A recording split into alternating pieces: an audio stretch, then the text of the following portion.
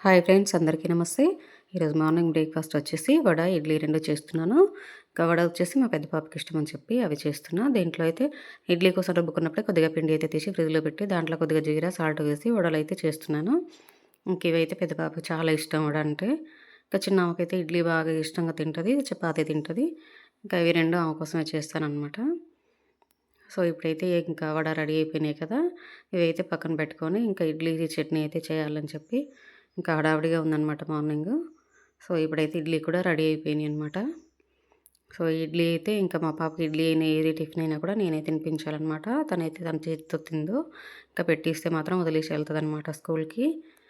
ఇంకా ఇడ్లీ అయితే ఎంత ఇష్టంగా తింటదంటే మా చిన్న పాప రోజు పెట్టినా తింటది. అంత ఇష్టం ఆమెకి.